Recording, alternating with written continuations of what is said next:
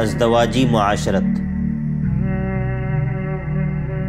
گزشتہ سبق میں ہم نے شادی کی مشروعیت اور اس کے بعض احکام کا جائزہ لیا تھا۔ آج کے سبق میں ہم میاں اور بیوی، شوہر اور بیوی کے آپس میں تعلقات کی نوعیت کے حوالے سے بات کریں گے۔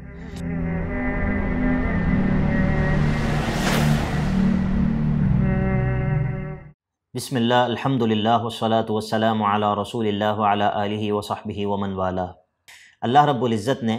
دونوں کو، شوہر اور بیوی دونوں کو بعض فرائض کا پابند بنایا ہے۔ مطلب یہ کہ بعض حقوق بیوی کے شوہر کے ذمے ہیں جن کو ادا کرنا اس کے لیے ضروری ہے، اور اسی طرح شوہر کے بعض حقوق بیوی کے ذمے ہیں جن کو ادا کرنا بیوی کے لیے ضروری ہے، اور اسی طرح یہ تعلق ایک خوشگوار گھرانے کی بنیاد بنتا ہے، اور پھر یہ گھرانہ ایک خوشگوار معاشرے کی بنیاد بنتا ہے۔ شوہر کے وہ حقوق جو کہ بیوی کے ذمے ہیں، ان میں سے پہلا حق حق الطاعہ ہے کہ اللہ رب العزت نے بیوی کو اس بات کا حکم دیا ہے کہ وہ شوہر کی اطاعت کرے، اور یہ انتہائی ضروری اور انتہائی بنیادی نوعیت کا حق ہے۔ ہاں، الا یہ کہ شوہر اس کو اللہ رب العزت کی نافرمانی کا حکم دے تو اس میں بیوی کے ذمے شوہر کی اطاعت نہیں ہے۔ دوسرا حق یہ ہے کہ بیوی شوہر کے گھر میں ٹکی رہے اور اس کے گھر کے احوال کی رعایت کرے، اس کے گھر کا خیال رکھے اور اس کے امور کو سنبھالے۔ اللہ رب العزت نے بغیر ضرورت اور بغیر حاجت کے خواتین کے گھروں سے نکلنے کو ناپسند فرمایا ہے، جیسا کہ اللہ رب العزت قرآن مجید میں فرماتا ہے وَقَرْنَ فِي بُيُوتِكُنَّ، اپنے گھروں میں ٹھہری رہا کرو۔ تو بغیر حاجت اور بغیر ضرورت کے اور بغیر کسی مقصد کے گھروں سے نکلنا یہ خواتین کے لیے اللہ رب العزت نے پسند نہیں فرمایا، بلکہ خاتون کا اصل میدان عمل اس کا گھر ہے۔ اس کو چاہیے کہ وہ اپنے گھر میں ایک بہترین خاندان کو بنانے میں اپنا کردار ادا کرے، بچوں کی تربیت میں اپنا کردار ادا کرے، اور اپنے شوہر کے آرام و سکون کے لیے جو ہے وہ اپنا کردار ادا کرے۔ اور اسی طرح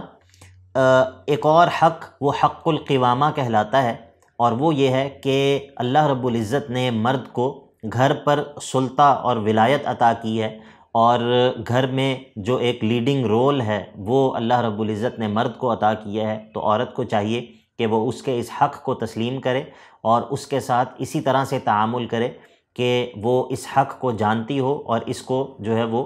اس کا لحاظ اور اس کی رعایت کرتی ہو، اور مرد کے ذمے اس کے عوض اس عورت پر خرچ کرنا، اس کے رہائش کا، اس کے لباس کا، اس کے ایک نان و نفقے کا انتظام کرنا، یہ اس کے ذمہ ضروری ہے۔ جیسا کہ اللہ رب العزت قرآن مجید میں فرماتا ہے الرجال قوامون علی النساء بما فضل اللہ بعضهم علی بعض وبما انفقوا من اموالہم۔ مرد جو ہیں وہ خواتین پر قوام ہیں، اور اس سبب سے کہ جو اللہ تعالیٰ نے بعض کو بعض پر فضیلت دی ہے، اور اس سبب سے کہ جو وہ اپنے مالوں میں سے ان پر خرچ کرتے ہیں۔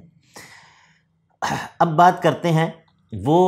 حقوق جو کہ بیوی کے حقوق ہیں مرد کے ذمے، جن کو ادا کرنا اس کے لیے ضروری ہے۔ ان میں سے پہلا حق حق مہر کا ہے، اور وہ جو بھی حق مہر دونوں کے درمیان طے ہوا ہو، مرد کے ذمے ضروری ہے کہ وہ اس حق مہر کو ادا کرے، جیسا کہ اللہ رب العزت فرماتے ہیں وَآتُوا النِّسَاءَ صَدُقَاتِهِنَّ نِحْلَةً، اپنی بیویوں کو ان کے حق مہر خوش دلی سے عطا کر دیا کرو۔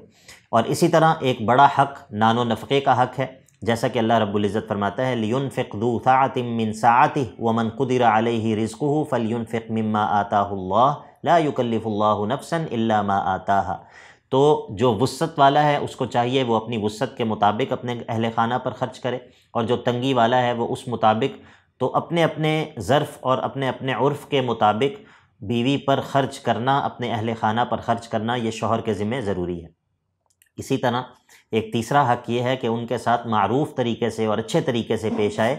ظلم کی اور زیادتی کی ہر صورت سے جو ہے وہ پرہیز کرے، جیسا کہ اللہ رب العزت فرماتے ہیں وَعَاشِرُوهُنَّ بِالْمَعْرُوفِ، اپنی بیویوں کے ساتھ معروف طریقے سے، اچھے طریقے سے پیش آؤ۔ فَإِن كَرِهْتُمُوهُنَّ فَعَسَىٰ أَن تَكْرَهُوا شَيْئًا وَيَجْعَلَ اللَّهُ فِيهِ خَيْرًا كَثِيرًا، اور اگر تمہیں وہ ناپسند ہوں، کسی وجہ سے وہ ناپسند ہوں، تو ممکن ہے کہ اللہ تعالیٰ تمہارے لیے اس میں سے بہت بڑی خیر جو ہے وہ پیدا فرما دے، یعنی کہ یہ ممکن ہے کہ اللہ تعالیٰ اس سے تمہیں ایسی اولاد دے جو تمہارے لیے بہت بڑی خیر کا سبب ہو، جو تمہارے لیے صدقہ جاریہ بن جائے، اور اس طرح کے دیگر فوائد۔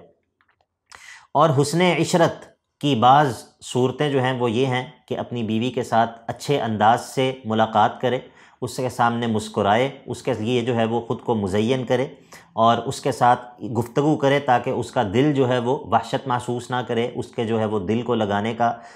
سبب بنے، اس کو وقت، اپنے قیمتی وقت میں سے اس کے لیے بھی وقت جو ہے وہ خاص کرے اور اس کو ٹائم دے،